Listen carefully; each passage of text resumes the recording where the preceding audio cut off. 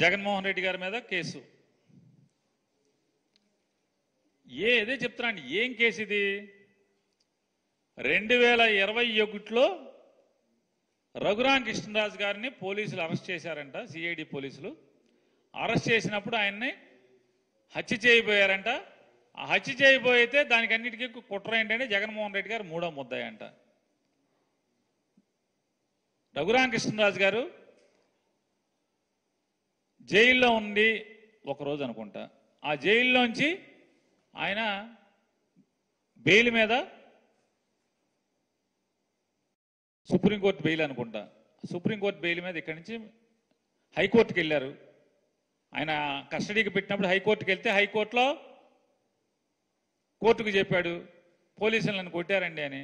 వెంటనే team of doctors, ఒక doctor కాదు, ఇద్దరు డాక్టర్ కాదు, 4 డాక్టర్లను 5 డాక్టర్లను టీమ్ ఆఫ్ డాక్టర్స్ వేసి ఈయన్ని ఒళ్ళంతా పరీక్షించండి అని చెప్పారు.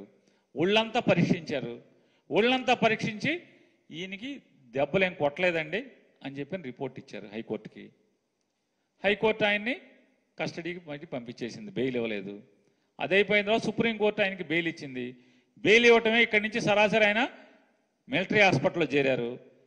సుప్రీంకోర్టు కూడా మిలిటరీ హాస్పిటల్లో రిపోర్ట్ అడిగింది.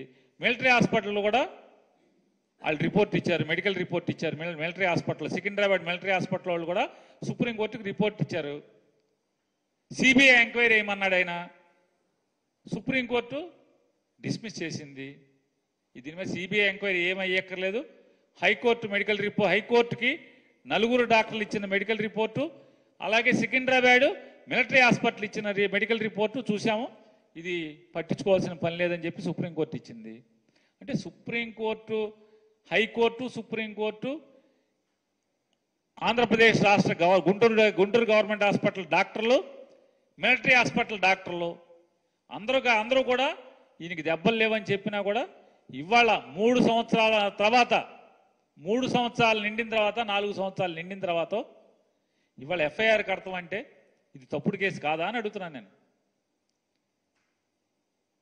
ఏషియన్ డీజీ సునీల్ గారేమో మొదటి ముద్దాయి అంట, ఇంటెలిజెన్స్ డీజీ ఏమో 2వ ముద్దాయి, పిఎస్ఆర్ ఆంజనేయులు గారు 2వ ముద్దాయి అంట, జగన్మోహన్ రెడ్డి గారు 3వ ముద్దాయి అంట, గుంటూరు మెడికల్ కాలేజీ డాక్టర్ గారు 1 ముద్దాయి అంట, డిఐజీ గారు 1 ముద్దాయి అంట, అప్పుడున్న పాల్ గారు ఎవరున్నారు డిఐజీ గారు, ఆయన 1 ముద్దాయి అంట.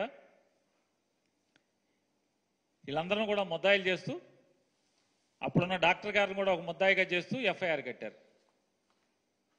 ఏముంటుంది ఇటువంటి తప్పుడు కేసులు కడతాకి? హైకోర్టు ఇది తప్పు అని చెప్పి, సుప్రీంకోర్టు ఇది తప్పు అని చెప్పిన తర్వాత, హైకోర్టు సుప్రీంకోర్టు 2 కూడా ఇది తప్పు అని చెప్పి అంటే ఆరోపణ తప్పు అని చెప్పిన తర్వాత కూడా 3 ఏళ్ల తర్వాత ఎఫ్ఐఆర్ కడుతున్నారంటే మరి ఇవన్నీ ఎర్రబుక్ కేసులు అంటే ఎర్రబుక్ కేసులన్నీ కూడా ఫాల్స్ కేసులే. ఏ కేసు నిలిచేది లేదు.